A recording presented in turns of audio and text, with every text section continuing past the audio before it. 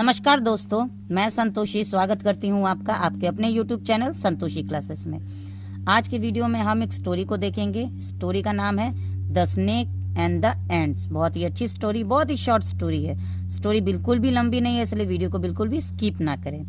इस स्टोरी में हम वर्ड टू वर्ड हिंदी अर्थ देखेंगे, उसका प्रोनाउंसिएशन भी देखेंगे, कैसे हम किस वर्ड को कैसे प्रोनाउंस करते हैं, और बीच में अगर कोई भी ग्रामर का स्ट्रक्चर बनेगा उसको भी हम बहुत ही डिटेल में कवर करने वाले हैं। अगर वीडियो अच्छा लगे तो लाइक शेयर जरूर करिएगा। चैनल पे अगर पहली बार मेरा वीडियो देख रहे हैं तो प्लीज चैनल को सब्सक्राइब कर लीजिएगा। तो चलिए वीडियो को स्टार्ट करते हैं। The snake and the ends, ये हमारा आज का स्टोरी का शीर्षक है। स्नेक का मतलब होता है सांप, वो तो सभी को बचपन से भी हम लोग पढ़े हैं। स्नेक मतलब सांप, एंड मतलब और। द एंड्स, एंड्स का मतलब होता है चींटियाँ, ठीक है, चींटी जो होती है वो चींटियाँ। तो इस दोनों वर्ड को जोड़ने का काम किसने किया है? एंड ने, END। ये एक कंजंक्शन है। कंजंक्शन का यूज हम कब करते हैं? जब हम दो वर्ड को या दो सेंटेंस को जोड़ते हैं। तो ये क्लियर हो गया, ये हमारा सब्जेक्ट है और ये भी हमारा सब्जेक्ट है। दो सब्जेक्ट को जोड़ा है conjunction and. There was once a poisonous snake who lived in a hole, ठीक है। तो यहाँ पे इस पूरे सेंटेंस का मतलब क्या होता है वो तो हम लोग देखेंगे ही। पहले हम ये जानते हैं कि ये जो सेंटेंस है कौन टेंस में है। तो सबसे पहले तो वाज का यूज हुआ है, तो इसका मतलब कि ये सेंटेंस पास्ट टेंस में है, ठीक है।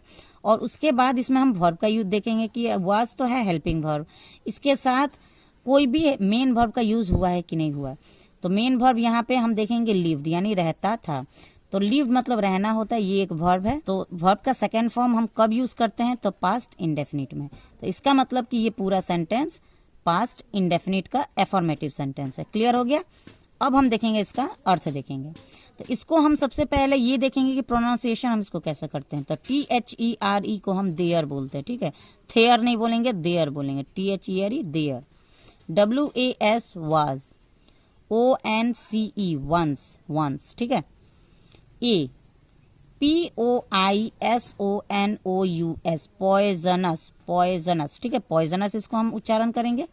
SNAKE snake. WHOLIVED lived. LIVE live होता है, D लगा देंगे तो लिव्ड। INAHOLE hole. तो there was once a poisonous snake who lived in a hole. इसका टेंस हमने देख लिया कि पास्ट इंडेफिनिट का एफर्मेटिव सेंटेंस है। अब देयर का यहाँ पे कोई अपना अर्थ नहीं होता है, ठीक है। देयर एक इंट्रोडक्टरी वर्ड है जिसका इस्तेमाल हम एक किसी भी सेंटेंस को इंट्रोड्यूस करने के लिए करते हैं। वाज का मतलब होता है था, जो कि हेल्पिंग वर्ब है। वंस, वंस का मतलब होता है एक बार, एक बार। और ट्वाइस अगर हम बोलेंगे तो दो बार। तो यहाँ पे वंस का यूज किया गया, इसका मतलब एक बार। ए का मतलब एक। पॉइजनस, पॉइजनस का मतलब होता है जहरीला। स्नेक सांप। हु जो। लिव्ड रहता था, क्योंकि वर्ब का सेकेंड फॉर्म जहां जिसमें भी लगता है इसका मतलब वो पास्ट इंडेफिनिट होता है, ये तो क्लियर है। और जब भी हम पास्ट इंडेफिनिट के सेंटेंस को अगर हिंदी में ट्रांसलेट करेंगे तो हमारे वर्ब के साथ ता था या तिथि लग जाएगा, ठीक है। तो लिव मतलब रहना और लिव्ड मतलब रहता था। इन मतलब में, ए मतलब एक, होल मतलब बिल। तो एक बार एक जहरीला सांप था जो एक बिल में रहता था। ये क्लियर हो गया? ये पूरे सेंटेंस के बारे में पूरा क्लियर हो गया, ठीक है। अगला सेंटेंस देखते हैं। ही थॉट। ही एक प्रोनाउन है जो कि स्नेक के लिए यूज किया गया है, ठीक है। स्नेक हमारा जो सब्जेक्ट है। तो फर्स्ट सेंटेंस जो हम स्नेक के बारे में पढ़े हैं तो उसी के बारे में ये प्रोनाउन लगाया गया, उसी के लिए यहाँ पे ये ही प्रोनाउन लगाया गया। ही का मतलब वह। थॉट, थॉट मतलब सोचा। THOUGHT थॉट यानी सोचा। आई am the most powerful of all. अब देखिए, आई के साथ कभी भी हम एम का ही यूज करते हैं। तो आई एम मतलब मैं हूं। द मोस्ट मतलब सबसे, ठीक है। Powerful, POWER powerful. पावरफुल एक एडजेक्टिव है, ठीक है।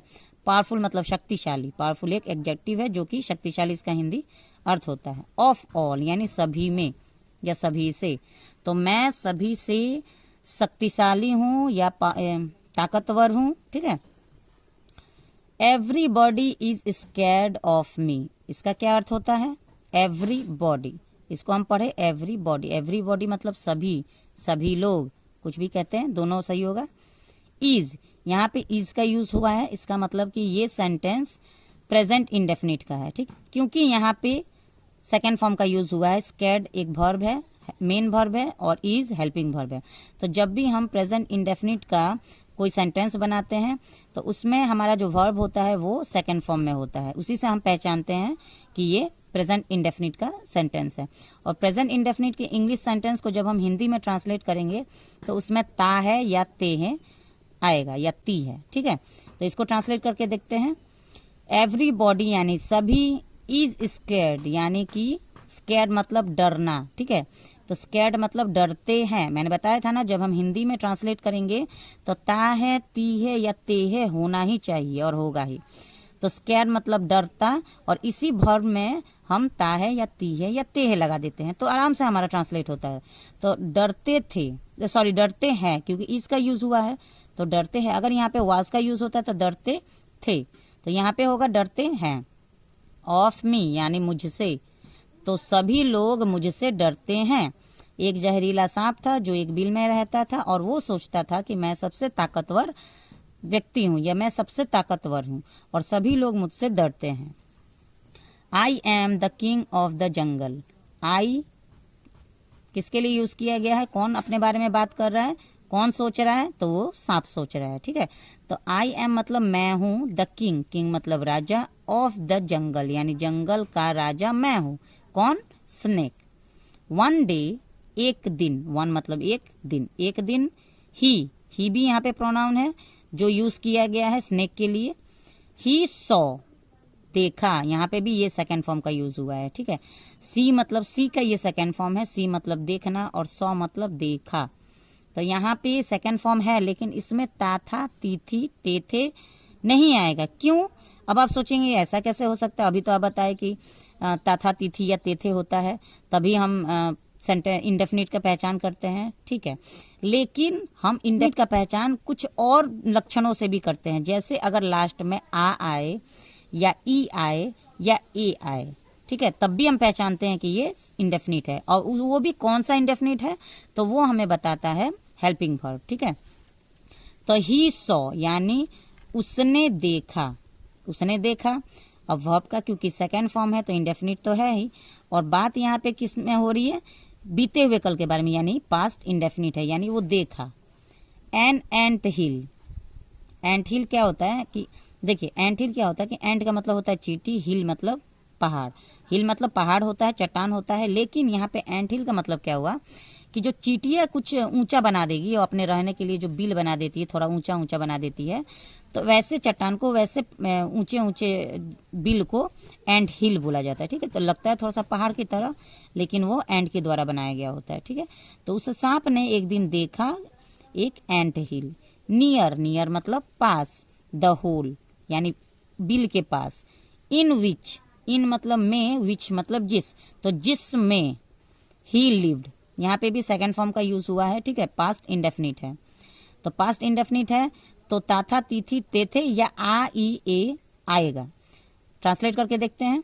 लिव, लिव मतलब रहना और लिव्ड मतलब रहता था, आ रहा है, ठीक है।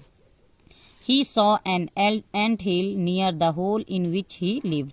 उसने देखा एक एंट हिल यानी बिल देखा, जो कि एंट के द्वारा बनाया गया था, चींटियों के द्वारा बनाया गया था, अपने बिल के पास जिसमें वो रहता था। क्लियर है यहाँ तक? He was outraged. अब देखें यहाँ पे ही मतलब वह, ये भी प्रोनाउन है। वाज मतलब था, जो कि हेल्पिंग वर्ब है, हेल्पिंग वर्ब के साथ ये सेंटेंस को बनाया गया है। आउटरेड ये एक नया वर्ड है। अब आपको थोड़ा सा कंफ्यूजन लग रहा होगा कि ये क्या है, तो इसका मतलब होता है नाराज होना, गुस्सा होना, ठीक है। तो वह गुस्सा हो गया या नाराज हो गया था। He decided to destroy, he pronoun है, अभी मैं सारे हर लाइन में इस प्रोनाउन का यूज किया गया है जो कि अभी तक स्नेक के लिए ही यूज किया जा रहा है। ही डिसाइडेड यहाँ पे वर्ब का सेकेंड फॉर्म है, ठीक है। तो ही डिसाइडेड का मतलब होता है, डिसाइड का मतलब होता है उसने तय किया या उसने फैसला किया या उसने निश्चय किया, ठीक है। डिसाइडेड मतलब तीनों हो सकता है।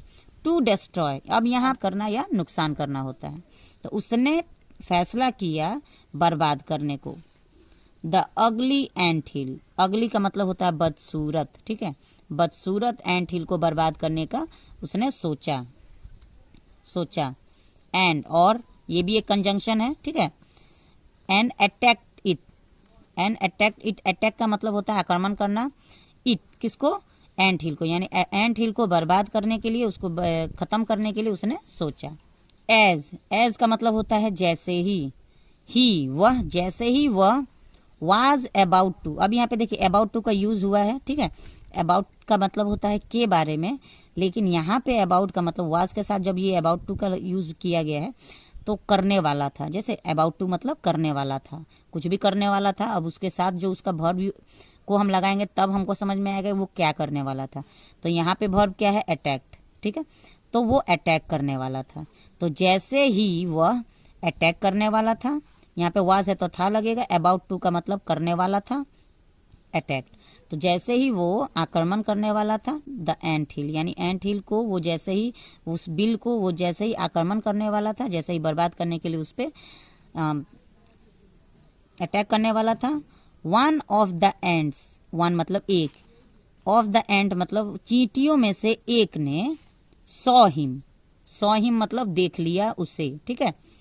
ही वह, यहाँ पे भी ये सेकंड फॉर्म है, सी का सेकंड फॉर्म है, सी मतलब देखना, सॉ मतलब देखा, तो देखा, तो ही मतलब वह, क्विकली मतलब जल्दी ही, वेंट मतलब चली गई, गो का ये सेकंड फॉर्म है वेंट, गो का मतलब होता है जाना और वेंट मतलब गई, वह जल्दी गई, इनसाइड मतलब अंदर, and warned everybody, warned second form का यहाँ पे भी यूज किया गया है। इसका मतलब ये भी पूरा सेंटेंस जो है वो पास्ट इंडेफिनिट का एफर्मेटिव सेंटेंस है।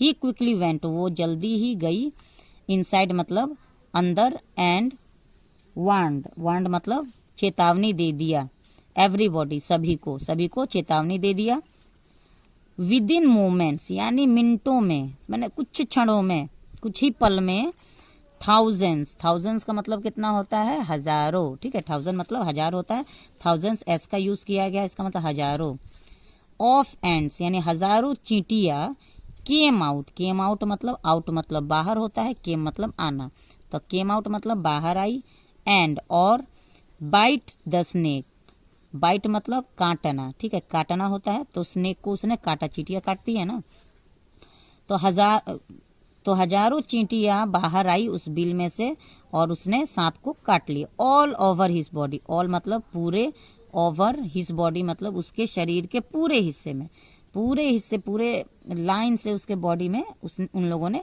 चींटियों ने काटना शुरू कर दिया।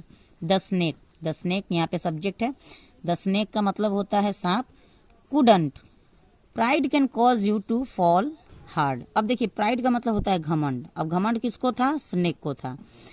कैन मतलब सकता है या सकता है, या कैन मतलब सकता है, सकती है, सकते हैं, ठीक है। तो घमंड सकता है, कॉज मतलब कॉज यू मतलब आपको, टू फॉल हार्ड यानी आपको बुरी तरह से गिरा सकता है, फॉल मतलब गिरना होता है, तो घमंड आपको पूरी तरह से गिरा सकता है, इसलिए कभी भी घमंड नहीं करना चाहिए। अच्छे की घमंड मिट्टी में मिल जाती है, तो ये सांप क्या था, तो इसने घमंड किया कि मैं सबसे ताकतवर हूँ, लेकिन सांप बहुत ही विशाल होता है, ठीक सही बात है, सभी उससे डरते हैं, लेकिन एक ऐसा समय आया जब चींटी ने भी सांप को हरा दिया। तो आज की स्टोरी आपको कैसी लगी, अगर अच्छी लगी हो तो प्लीज़ लाइक जरूर करिएगा, चैनल पे बने रहिए मेरे साथ और भी इंटरेस्टिंग स्टोरीज के लिए और भी इंटरेस्टिंग वीडियोस के लिए। Thanks for watching the video and have a nice day.